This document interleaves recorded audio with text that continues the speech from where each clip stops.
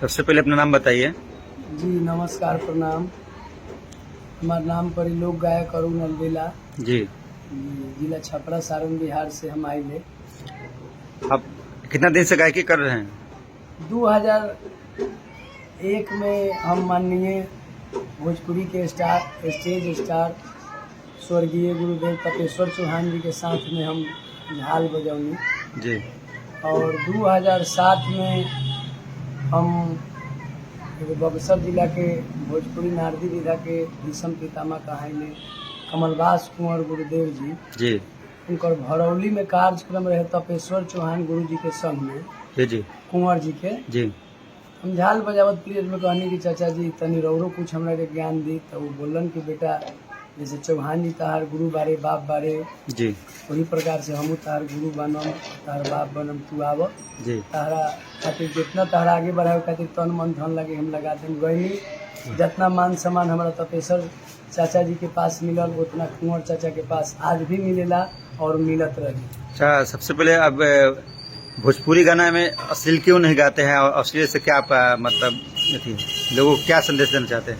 जी भोजपुरी गाना में अश्लील हम गाइला कभी ना। जी। जब हमारा दिक्कत बुझाला, जब हमरा भोजपुरी भाषा पर आँच आवे लगेला तो अपना फेसबुक के माध्यम से आवाज उठाइले कि सोशल मीडिया बा। अब भोजपुरी के जे भी अश्लील गावेला बा वो जल्दी से ना हिट होला, लोग माने मुट्ठी भर में हिट होई लोग मुट्ठी भर में समाप्त हो जाएगी। जी। हम मेहनत करके जैसे भिखारी ठाकुर के गीत गा के, महेंद्र मिश्र बाबा के गीत गा के, बिहार के पारंपरिक गीत गा के रौरा आगे हो हम मेहनत करके तो जितना धीरे धीरे रौरा माने हिट हो कम और माने उम्र बढ़ जाए रौरा बुढ़ारी तक ले भी गीत। जी, आपको रुकना चाहते हैं जैसे भिखारी ठाकुर का नाम लिया, भिखारी ठाकुर को राष्ट्रीय सम्मान के लिए आप अकेला ही ऐसा है कि जो आवाज उठाते हैं बिहार से। जी, इस पर क्या कहना है आपको? तो ये चलते हम आवाज उठावत बानी जी कि भिखारी ठाकुर जी के साथ में कलाकार लोग कहत बा, हमार बिहार के कलाकार लोग, भोजपुरी भाषा गावे वाला कलाकार लोग कि भिखारी ठाकुर जी भगवान बानी भोजपुरी के। तो जब भगवान बानी भोजपुरी के तो सबसे पहले तो ये कहम कि वो आवाज उनकर गीत गा के हमार बाल बच्चा जियता, भोजपुरी के कलाकार लोग के बाल बच्चा जियता। तो जब एगो कलाकार के कलाकार मदद ना करी तब तक ले सरकार के जब तक ले कान में आवाज ना जाई तब तक ले सम्मान कैसे मिली भिखारी ठाकुर जी के? अब एगो बानी, 2 गो होखम, 3 गो होखम, 4 गो होखम, ऐसा ही कतार लाग जाई। अब कहे के मतलब ये बा कि भोजपुरी भाषा में जैसे भरत चाचा हो गई, मुन्ना सिंह जी हो गई, गोपाल बाबू हो गई और रउआ से बतावत बानी कि असम के बेटी कल्पना पटवारी जी हर एक मन से आवाज उठा रहा बानी भिखारी ठाकुर जी के भारत रत्न मिले खातिर। जी, और भरत शर्मा जी का नाम लिए, वो तो शायद आपके इस आवाज को विरोध किए थे। हाँ, वो भिखारी ठाकुर को आवाज को विरोध किए थे कि मरे हुए आदमी को भारत रत्न नहीं मिलता है। अब आप लोग मीडिया को सामने में बताना चाहते हैं कि मरे हुए आदमी को भारत रत्न मिलता है। राष्ट्रपति ऐसा पुरस्कार है कि भारत रत्न मिलता है, लेकिन भारत रत्न कब मिली? जी, जब कलाकार लोग मुख्य भूमिका से आवाज उठाए। कुछ लोग हम एक पहले फेसबुक पर डालले रहनी, हम अपन एगो सोशल मीडिया पर, तो उल्टा सीधा लिखे लोग कि भोजपुरी के हीरा रानी भिखारी ठाकुर, तो उनका सम्मान मिले तो वो ठीक बा, ना मिले तो वो ठीक बा। जब हीरा रानी तो हीरा के सुरक्षित करम कि ना करम? बिल्कुल बिल्कुल सही बात है। हीरा के सुरक्षित करी, महेंद्र मिश्र के दी भारत रत्न कोई दिक्कत नहीं बा, भिखारी ठाकुर बाबा के दी भारत रत्न कोई दिक्कत नहीं बा। तो सबसे बाती दिक्कत तई बाकी देखी गीत में बहुत घड़ी राजनीति हो गई बा। जी, गीत में इतना राजनीति हो गई बा कि बतावत बनी हमरा नारदी विधा के कलाकार लोग, कुछ लोग कलाकार लोग बा कि कहेला लोग की बड़का बड़का स्टार लोग के कएगो प्रोग्राम चलत बा कि हमनी के गाड़िए दे के मार्केट में बानी। तो हम वो लोग से बतावे के चाहत बानी कि भिखारी ठाकुर उ शख्स रहनी, उ धरोहर रहनी कि जे भिखारी ठाकुर के आवाज ना उठाई, गलत आदमी मत आवाज उठावे। वो गलत बजे तो काथी सही के मांग करी, वो तो खुद गलत बा। तो ओकर मांग कला से तो कोई के सुनवाई होई ना। अच्छा आदमी रहनी भिखारी ठाकुर, महेंद्र मिश्र, तो एकर मांग होके के चाहिए।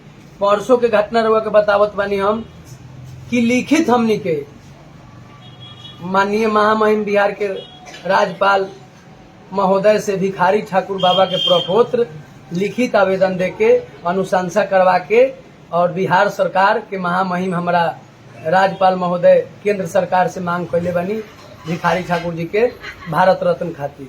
वहाँ के परपोत्र गए रहनी, स्वयं जाके मिलनी, वो लेटर भी हमारा पर आ चुकल बा। अब हम ही गुजारिश करब, और एकरा पहले बोल के गए रहनी अश्लील पर जी, तो सबसे बेसी नारदी विधा के कलाकार लोग जी जी अश्लील के फैलावत बा, जी जातिवाद के झाल जहाँ बाजत बा नु, जी जी स्टेज से नइखे। स्टेज में तो 10 गो 82 गो स्टेज पर आई लोग तो अपन अपन परफॉर्मेंस देके जाए लोग, ढोरिया चोलिया गा के जाए लोग, लेकिन दू गोला में देखत बानी एगो है यूपी के महिला बारी, अरे है कौन यादव तो बारी, निर्मला यादव, इनका के देखले बानी बक्सर में प्रोग्राम होता, उनका के गरियावत बारी, उनका के गरियावत बारी। एक दो आदमी के औरो देखनी है कि जी अपना के शेरे बिहार बनत बा जी। कुंवर जी जेकर नाम बा कमलवास कुंवर, एगो भोजपुरी के नारदी विधा के हस्ती बारे। उनका भी ढेर ब्यास लोग नया नया जूता किन के जाओ लोग, गोड़ में पहनाओ लोग, धोती कुर्ता देवो लोग कि हमरा के आगे बढ़ा दी। कुंवर जी ऐसा एगो शख्स बानी कि वहाँ के जाति भावना ये सब कुछ कलाकार में ना देखिले। छोटो लड़का के जोरे गा लिहिले, बूढ़ों के जोरे गा लिहिले, जवानों के जोरे गा लिहिले।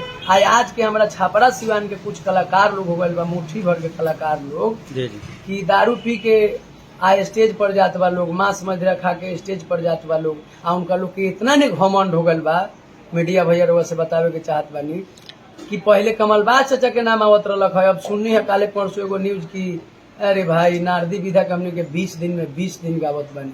तो हम रोज से पूछत बानी कि एगो रास्ता से भिखारी ठाकुर जी के परिवार के लोग जाओ आ वो अपन नाम बताओ कि हम भिखारी ठाकुर के परिवार से बनी, तो ओकर मान सम्मान रउआ देखी। आ एगो रास्ता से है जे लोग गरियावत बा, सोना के सिकड़ी, सोना के ब्रासलेट जे झमकावत बा लोग गाड़ी दे दे के, ओकर बाल बच्चा जाओ वो रास्ता से आ कहो कि हम फालना के बेटा हई, ओकरा बाल बच्चा के कोई पानी पियावे के पूछी, कारण कि ओकर पहचाने इहे मिल गल बाटे, उ गाड़ी देवे वाला के ब्यास बा, गाड़ी देवे वाला ब्यास के बाल बच्चा बा, ओकरा बाल बच्चा से गाड़ी देवे वाला जो अश्लील दूसरा के माई बहन के मंच पर गरियावत बा आ पैसा लेवत बा। तो हम औसन कार्यकर्ता लोग से भी कहम कि औसन औसन ब्यास के वो लोग गवा ली आ गवा के आ कुटुआ मरचाई ओकरा आँख में 25-25 ग्राम डाल दी सके। जब ले वो लोग कुटुआ मरचाई ना डालम आ नीमन गावे तो माला पहनाई आ दब गावे तो जूता के माला पहनाई। हम ही गुजारिश करब। आ रहल बात भिखारी ठाकुर जी के, हमरा सोशल मीडिया पर टीपा टिप्पणी कुछ लोग बाटे, लोग कहेला लोग की जातिवाद में मत भिखारी ठाकुर जी को लाइए, लिखले रहे लोग हमरा पोस्ट में, कुछ बाबा लोग लिखले रहे। तो हम पूछे के चाहत बानी, जब भिखारी ठाकुर कोई जात के ना रहलन, पूरे बिहार के रहलन, पूरे भोजपुरी समाज के भिखारी ठाकुर महेंद्र मिश्र जी रहलन, तो जब भिखारी ठाकुर महेंद्र मिश्र जी रहलन तो एगो हमरे भिखारी ठाकुर जी नानू रहलन, पवनो सिंह के बारन, खेसारियो सिंह जी के बारन, मनोजो तिवारी के बारन, रवियो किशन जी के बारन, निरहुओ जी के बारन, भरतो शर्मा के बारन, ई लोग काहे नहीं लोग आवाज उठावत। इनका लोग के तो कहीं न कहीं खटक रहल बा कि भारत रत्न उनका मिले से पहले हमरा मिल जाओ, पद्म श्री मिल जाओ, पद्म भूषण मिल जाओ। आ इनका लोग तो मन में कहीं खोट बाटे। अभी उनकर परिवार के रुआ जाके देखी, उनकर घर के रुआ जाके देखी स्थिति, भोजपुरी के लोग जो भगवान कहत बा वो भोजपुरी के भगवान के घर के जाके देखी। जहिया बेटी बेचात रहे, गरीब के बेटी 70 साल के बुढ़वा के संग में बियाह हो जात रहे भैया, वो आवाज के के उठौलक? मंच पर जाके नाटक के माध्यम से भिखारी ठाकुर जी वो आवाज के उठौले बानी। आ हमनी के आवाज भी उठा रहल बानी तो कुछ सामाजिक किस्म के लोग बाटे लोग भैया कि हमनी के साथ नहीं के लोग दे, भिखारी ठाकुर के आवाज के नहीं के लोग उठावत जी। अब हम गुजारिश ही करब कि जे उल्टा गावत बा ओकरा के तो ओकर निर्णय जितना जल्दी तू लोग चमकल बारा उतना जल्दी तू लोग भौज जेबे काली जी के मंदिर पर कहत बानी। आ लड़ाई और उनल बेला जब तक ले आवाज हमार सांस रही, जब तक हमारा प्राण रही, तब तक भिखारी ठाकुर लागी हम भारत रत्न के मांग करत रहम।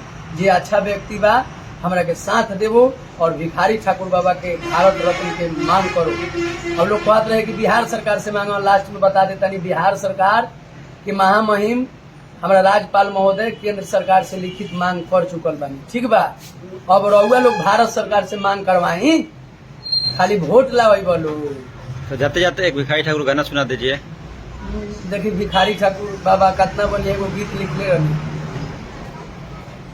कि अरे रखी ह चरण के शरण ये मोरे गंगा जी हो, ए मोरे गंगा जी हो, ए मोरे गंगा, अरे ये मोरे गंगा जी हो, अरे रखी हो चरण के शरण, ए मोरे गंगा जी हो।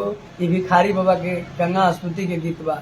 एगो भिखारी बाबा के भारत रत्न खातिर हम गीत गौले बानी कि कब मिली भारत रत्नवा, भिखारी बाबा हो गईनी सपनावा, कब मिली भारत रत्नवा, भिखारी बाबा हो गईनी सपनावा।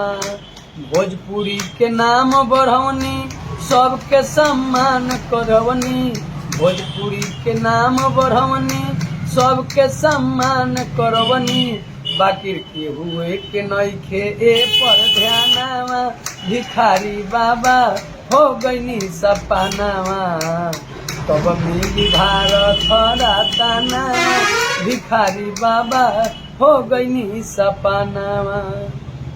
बहुत बहुत धन्यवाद।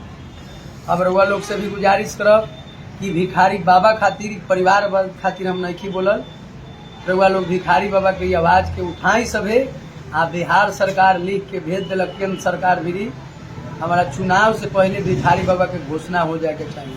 तो वहीं हमनी के केंद्र के कोई नेता के वोट दे, हम कलाकार जी अच्छा विचार के बा, आना तो ना मिली तो हमनी के वोट नहीं दे सकल। जय हिंद, जय भोजपुरी, जय बाबा भिखारी।